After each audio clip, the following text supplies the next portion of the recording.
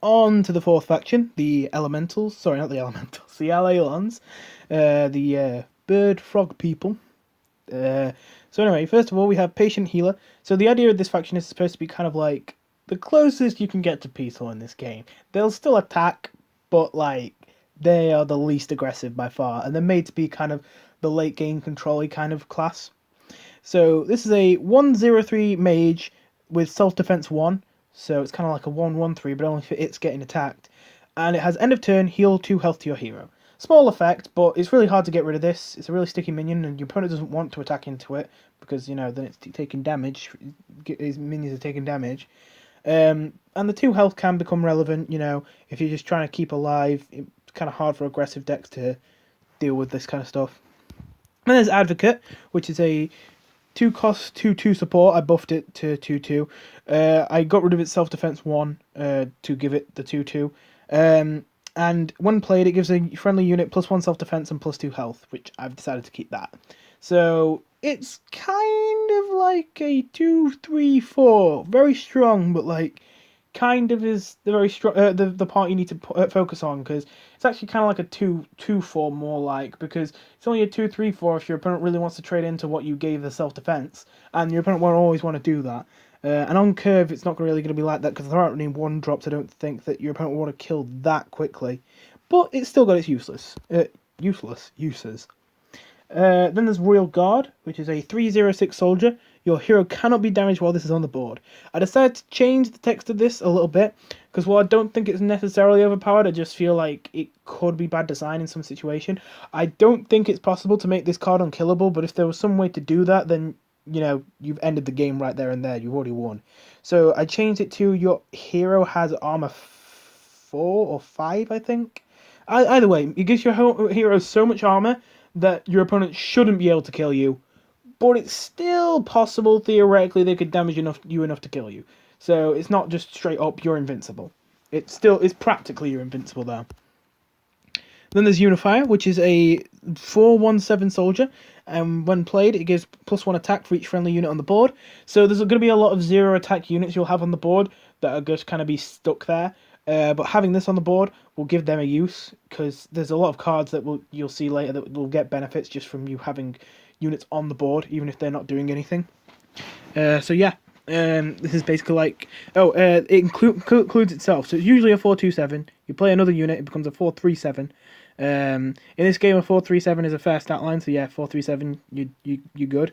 Play more units, it's a 4/4/7. Now it's starting to look quite good actually. 4/5/7, and on a full board, it's a 4/6/7, which is pretty good. And there's Alailon Priest, which is a 4-cost 0/2 support, which when played resurrects a unit that costs 6 or less. There's Mage of Skies, which is a 5-cost air mage that is a 2/3 that draws 2 cards. Quite simple. You just get 2/3 with 2 cards. And finally, for the basics, there's Alailon Wingbeater, which is a 6/1/6 air soldier, which has the hurricane effect from the elementals, where if there's an enemy in front of it, it returns it to the enemy's hand and removes it from the board. Onto the commons. First of all, we have the first potion, Potion of Pacification, which is a 1-cost potion that sets the attack of a minion that costs 4 or less to 0. If it has more than attack, it's a bit specific, but it can counter some very aggressive cards. Then there's Skyrush Flyer, which went through a few redesigns. At first it was a 2/2/3, but then I realised actually a 2/2/3 is pretty good in this game. That might be a bit overpowered. Let me make it 3/2/5, which is the version you see here. Its ability is it's a beast soldier, and if it's in your deck, you draw it. So as long as there's space in your hand, you just draw it. Now that means at the start of the game, you get your 4 starting cards, and then you get 3 of these. So you start with 7 cards in your hand. The thing is, these cards don't do anything once they're drawn. They're just minions you can play, which is why I thought they'd be fine at 3/2/5. But in retrospect, 3/2/5 is still pretty good as well. And it's almost kind of like act draw a card, which is pretty strong. So I think a 3/2/2 act draw a card is, fair enough. That might see play in this game, because the power levels are a little bit higher. Maybe it needs to be a 3/2/3.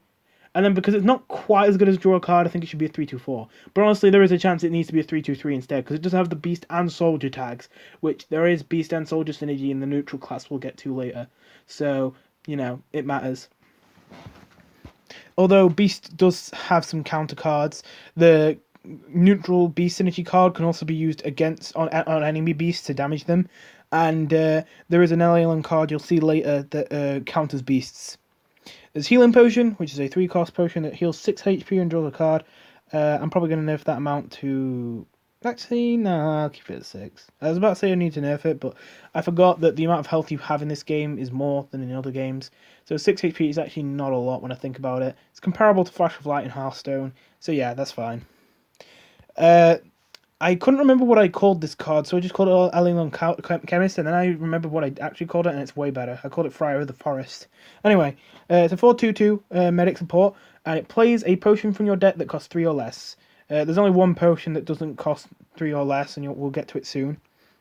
There's Saviour, which is a 5/5/8, which returns a friendly minion from the board to your hand, and I think I changed it to be a 4/9 with self-defense 1.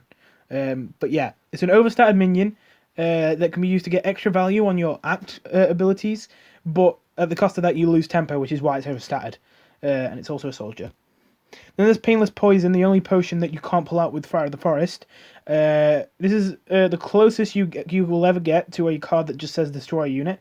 It costs 6 though instead of 5 because it numbs the unit before it destroys it. So numbing is a mechanic that's basically silence from Hearthstone.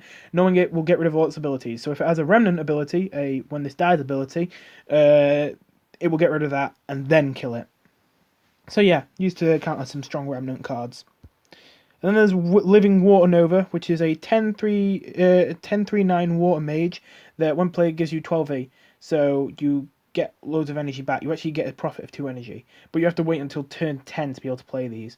These are really scary in the late game because they cost literally less than nothing and they still give you units, but you just have to wait really long to be able to play them.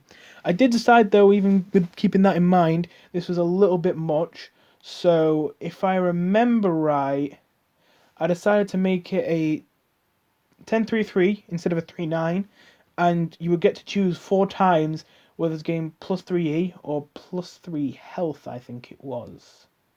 I think so. Because I thought it'd be better to make it a 3/3 that costs -2. Because I basically thought, oh, well, this late into the game, a minion like this doesn't matter because it's not high tempo. But the thing is, with 9 health, it's too hard to remove. It takes too many of your opponent's resources. So I couldn't give it 9 health. So, I decided to make it that it has 3 health, but then you can also have some flexibility to make up for it. You could make it give you 9 energy back, and instead be a 3/6, and it's kind of like a 1/3/6. Anyway, enough about that one. The 3 energy is obviously better than the 3 health in most cases, but not all cases. Then there's Pacifist, which is a 0/0/2 support. It gives an enemy -1 attack, and if an ally unit is in front of it, it also loses 1 attack. So yeah, you can kind of look at this as a 0/1/2 if you manage to get it without an ally unit in front of it and you reduce the attack of an enemy unit. You can make use of that by, maybe there's an enemy unit with 1 attack that gets benefits. Like, for example, Expert in Arms, that one that gets, the 1/5/1/5 that gets stronger when it deals damage, you give it -1 attack. Oh, it can't attack. It can't get bigger anymore unless you play a weapon on it now. Maybe they don't have a weapon, and then the card's just kind of dead. So it has some uses, and it's also just a body you can put on the board for free. There are only 2 0-cost units in the game at the moment, and they are both for the Allions. Then there's Benevolent Botanist, which is a 2/0/3 support with self-defense 1, and when played, for each other unit on the board with no attack, you gain 1 and for each unit with no attack or self-defense, you gain another A. So, if you play like a Pacifist, which doesn't even have self-defense, you'll get 2 back, and this will be a 3/1/0/3 with self-defense 1. If there's anything, which has no attack but self-defense, like a card like this does, you still get 1 but you don't quite get as much as you would otherwise. So this is just going to be like a card you can use to get a burst of E if you have the right board, or otherwise you can just use it as a body to put on the board for really cheap. There's Potion of Patience, which this is definitely right. Okay, this is ridiculously overpowered. I'm definitely changing it. Don't worry. It's a 2-cost potion and it gives a unit -3 +6, so less attack but more health, draws you a card, and then gains 2E back if the unit now has 0 attack. So if the unit, doesn't have any attack, it's free basically. Now, of course, drawing a card for free and giving a unit +6 health is pretty crazy. Yeah, you need to play on his unit with no attack for that to, be positive, but still.